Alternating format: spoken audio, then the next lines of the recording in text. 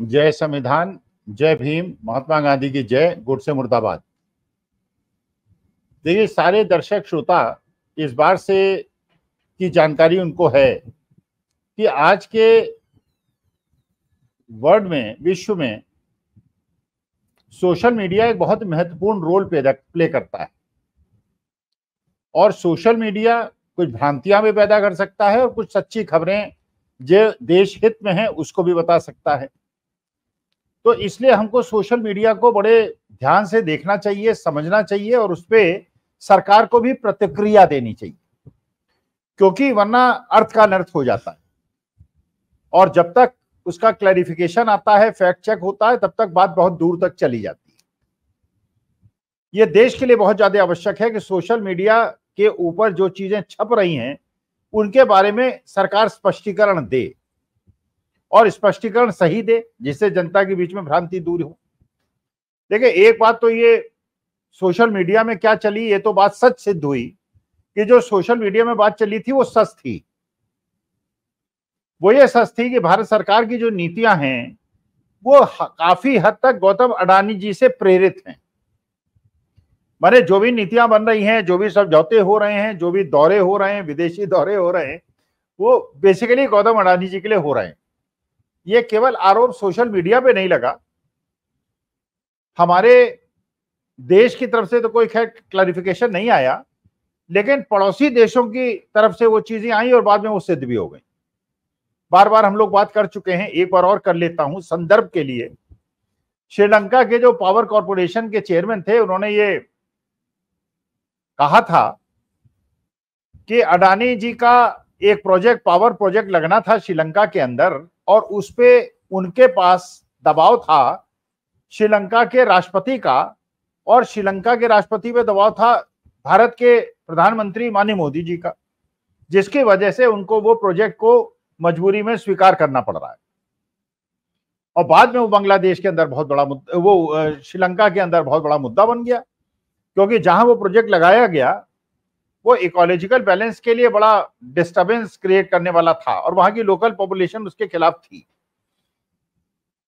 लेकिन वो प्रोजेक्ट लगा। अब खैर सरकार बदल गई, एक वामपंथी सरकार आ गई वहां पर, और सरकार वहां की जो गई उसका एक कारण ये भी था कि वहां पे अडानी जी का एक प्रोजेक्ट लगा जो कि वहां की लोकल पॉपुलेशन को उसने उद्वेलित कर दिया। तो अडानी जी का हाथ श्रीलंका के सत्ता पलट में था, इतने ताकतवर आदमी हैं गौतम अडानी जी। इसके बाद बांग्लादेश की बात आई।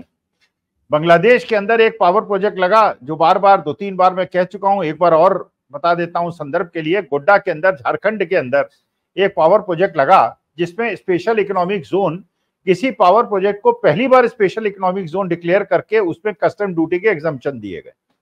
लाखों करोड़ों का फायदा अडानी जी को दे दिया गया। और उसके बाद एक पावर परचेज एग्रीमेंट हुआ बांग्लादेश सरकार पे, और वहां भी जो विपक्षी दल थे उस समय के, शेख हसीना के विपक्षी, उन्होंने आरोप लगाया कि शेख हसीना ने किसी वजह से, बड़ा प्रश्न चिन्ह है, किसी वजह से वो पावर परचेज एग्रीमेंट हायर कीमत पे किया और बांग्लादेश की जनता ने उसकी कीमत चुकाई, क्योंकि उसमें अडानी जी का हाथ था, क्योंकि वो अडानी जी का प्रोजेक्ट था जिसपे माननीय मोदी जी का, ये वहां के विपक्ष ने कहा, मैं नहीं कह रहा हूं, विपक्ष ने कहा, और सत्ता बदल गई। अब शेख हसीना को भारतवर्ष के अंदर शरण देने का अगर कारण यह है कि वो सारा का सारा मामला खुल न जाए, इसलिए बेहतर है कि जहां शेख हसीना को पूरे विश्व के अंदर कोई शरण नहीं दे रहा, उनको हिंदुस्तान के अंदर हाई सिक्योरिटी में रखा जा रहा है, उनको शरण दी रही है, जिसकी वजह से बांग्लादेश के अंदर हिंदुस्तानियों के खिलाफ हिंसा भड़क रही है। खैर, अब एक तीसरा प्रोजेक्ट, अब ये देखिए तीसरा मसला है जो पिछले 5-7 दिन के अंदर हुआ है। चीन से हमारी दोस्ती बढ़ रही है। अच्छा, उसको गोदी मीडिया ये जस्टिफाई करने की कोशिश कर रहा है कि साहब वो पेट्रोलिंग हो गई है, हमें परमिशन मिलेगी, उन्हें परमिशन मिलेगी, उनकी सेनाएं हट रही हैं। लेकिन परमिशन किसको मिलेगी ये नहीं बताया जा रहा है कि कौन वहां पेट्रोलिंग करेगा, हम करेंगे या वो करेंगे, नहीं बताया जा रहा। लेकिन ये दिखाया जा रहा है कि एक बहुत बड़ा कदम हमने उठा लिया है चीन से दोस्ती का।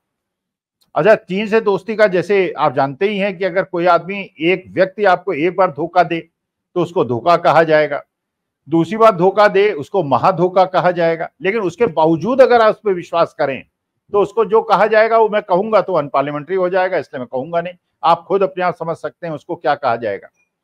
1962 में चीन ने भारत के साथ धोखा किया, पंडित जवाहरलाल नेहरू के साथ धोखा किया, लेकिन वो पहला धोखा था। That was the first experience. उसके बाद चीन ने हमेशा हमारे देश के अंदर अतिक्रमण किया। जो अरुणाचल के भी एमपी ने कहा, जो लद्दाख के लोगों ने भी कहा कि साहब उनके लोग पेट्रोलिंग यहाँ करते हैं, हमारे क्षेत्र के अंदर अपने गांव बसा रहे हैं, अपने सैटेलाइट पिक्चर से भी दिख रहा है। गलवान के अंदर हमारे वीर जवानों की शहादत हो गई, जो कि किसी और से लड़के तो नहीं हुई थी, चीनी सैनिकों से लड़ने से हुई थी। तो हमारे वीर जवान मरे इसलिए थे, शहीद इसलिए हुए थे कि चीन के सैनिकों ने उनको मारा था। हमने भी उन्हें मारा, लेकिन उन्होंने भी हमें मारा, तो दुश्मनी बरकरार थी। खैर, उसके बाद अब उस चीन से दोस्ती हो रही है। अच्छा, दुश्मनी किससे हो रही है? कनाडा से, अमेरिका से।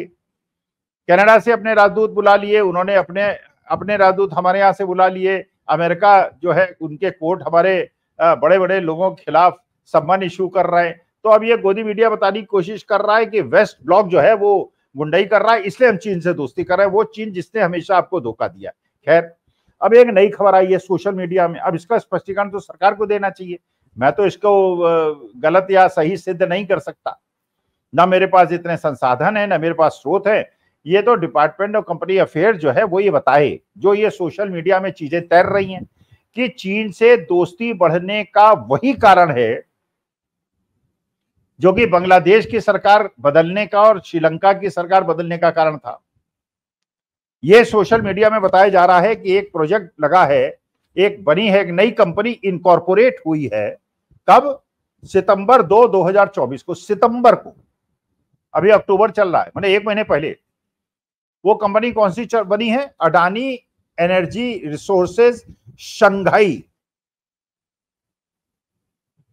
ये जॉइंट सेक्टर प्रोजेक्ट है अडानी जी की कंपनी का और चीनी कंपनी का। और इस कंपनी के जो मेन प्रमोटर है वो कौन है? अडानी ग्लोबल है। माने अडानी जी की क्योंकि चीनी कंपनी से दोस्ती हो गई है, इसलिए भारत और चीन की दोस्ती हो गई है। हम तो चीनी झालर नहीं खरीद रहे 10 साल से नहीं खरीद रहे। सोशल मीडिया में बताया जाता है झालर मत खरीदो, चीन की अर्थव्यवस्था को बर्बाद कर दो, ये कर दो, वो कर दो। ये दूसरी बात है कि विदेश से, चीन से हमारे आयात बढ़ते जा रहे हैं। दूसरे देशों से जितने नहीं बढ़ रहे उतने चीन से बढ़ रहे हैं, क्योंकि अडानी जी की कंपनियों का वहां भी इन्वॉल्वमेंट है। तो मैं सिद्ध तो नहीं कर रहा, आरोप तो नहीं लगा रहा, लेकिन सरकार से निवेदन करता हूं कि इसका स्पष्टीकरण दे। क्या ये कंपनी इनकॉर्पोरेट हुई है? क्या ये कंपनी जो है वो वहां पे जो इंफ्रास्ट्रक्चर प्रोजेक्ट्स हैं, जो लॉजिस्टिक प्रोजेक्ट्स हैं, उसके लिए काम करेगी? और क्या इसके माध्यम से चीनी और अडानी कंपनी भारत के जितने भी इंफ्रास्ट्रक्चर प्रोजेक्ट्स हैं और लॉजिस्टिक्स के प्रोजेक्ट्स हैं उनको कंप्लीट करेगी, और प्रॉफिट अडानी की कंपनी होगा, चीनी कंपनी को होगा, और भारत की कंपनियां टाई फेस? फिर भारत की कंपनियों को कैसे बिजनेस मिलेगा, उनका ग्रोथ कैसे होगा? सारा का सारा बेनिफिट जो है वो चीन को और अडानी जी को हो जाएगा। क्या इस वजह से चीन से दोस्ती बढ़ाई जा रही है? तो स्पष्टीकरण हो जाए तो शांति हो जाए। अच्छा, इसके बाद एक मुद्दा तो ये हुआ कि चीन से क्यों दोस्ती बढ़ रही है, अब समझ में आ रहा है, और गोदी मीडिया क्यों उसके प्रचार प्रसार कर रहा है कि दोस्ती एक बहुत अच्छा कदम है। वो क्लियर, अगर क्लैरिटी दे दे सरकार तो स्पष्ट हो। दूसरा, ये गिरिराज सिंह साहब हैं, केंद्रीय मंत्री हैं, झारखंड के रहने वाले हैं। वो खुलेआम यात्रा निकाल रहे हैं, मुसलमानी ये क्षेत्रों से निकाल रहे हैं, भड़का रहे हैं, जनता को भड़का रहे हैं, घुसपैठिया कह रहे हैं मुसलमानों को, सारे मुसलमानों को घुसपैठिया कह रहे हैं। जिनके पास आधार कार्ड है, जिनके पास नागरिकता है, जिनका पासपोर्ट है, उनको भी घुसपैठिया कह रहे हैं। और कह रहे हैं 1 काटो 100 काटो, काटो मटो, पता नहीं क्या क्या वो अपने नारे दे रहे हैं। अच्छा, ये भूल रहे हैं अगर वो मुसलमान यहाँ 50 साल से रह रहे हैं, अगर वो घुसपैठिया है, तो हमारे बच्चे और हमारे रिश्तेदार जो कनाडा में, अमेरिका में, गल्फ कंट्रीज में और यूरोप में जाके 20-20, 25-25 साल से रह रहे हैं और लाखों करोड़ों रुपए का रिपेट्रिएशन हमको भेज रहे हैं, और वहां की नागरिकता ले लिया और वहां जाके अच्छा खासा जीवन यापन कर रहे हैं, वो उस देश के अंदर क्या है? अच्छा, वहां के लोग उनसे कोई भेदभाव भी नहीं करते। हमारे देश के एक मूल के व्यक्ति को यूके अपना प्रधानमंत्री भी बनाता है। हमारे देश की एक मूल की लड़की आज जो है अमेरिका के राष्ट्रपति बनने के मुहाने पे है। तो इस प्रकार की फीलिंग करके क्या अमेरिका के अंदर जो हमारी देश की बिटिया के जीतने की चांस है उसको धूमिल कर रहे हैं गिरिराज सिंह, और जान के डोनाल्ड ट्रंप का समर्थन करने की कोशिश कर रहे हैं, क्योंकि कमला हैरिस और डोनाल्ड ट्रंप के बीच में लड़ाई है। अगर वहां पे कमला हैरिस जो भारतीय मूल की हैं, भारत के अंदर इस प्रकार का रेसिस्ट कमेंट किया जाएगा तो अमेरिका के अंदर इसका रिएक्शन होगा, और अमेरिका के अंदर इसका रिएक्शन होगा तो उसको डोनाल्ड ट्रंप को फायदा होगा।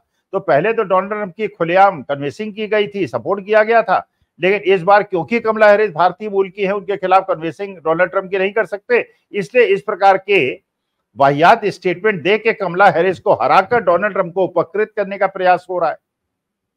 क्या ये एक प्रकार से फिर इस बार डोनाल्ड ट्रंप सरकार का जो निर्णय है माननीय का, विश्व गुरु का, वो गिरिराज सिंह के माध्यम से देश में और विदेश के अंदर हमारे हिंदुस्तानियों के खिलाफ रेसिस्ट अटैक्स को बढ़ाने का एक प्रेरणादायक स्टेटमेंट दिया जा रहा है। अच्छा, इसके बाद अजय कुमार जो जमशेदपुर से चुनाव लड़ रहे हैं कांग्रेस के टिकट पे, उनके स्पोक्स पर्सन भी है, वो ये आरोप लगा रहे हैं कि जो उड़ीसा के गवर्नर साहब हैं, जो पहले झारखंड के मुख्यमंत्री थे, वो अपना रात के समय उड़ीसा अपने भवन से, राजभवन से निकलते हैं और रात में अपने स्कॉर्पियो कार में जाके पैसे बांटते हैं, और इस प्रकार की घटनाएं हो रही हैं। चुनाव आयोग से शिकायत कर दी है, जैसा सब जानते हैं चुनाव आयोग कोई कार्रवाई करेगा नहीं, कोर्ट जाएंगे तो कोर्ट में कोई कार्रवाई होगी नहीं।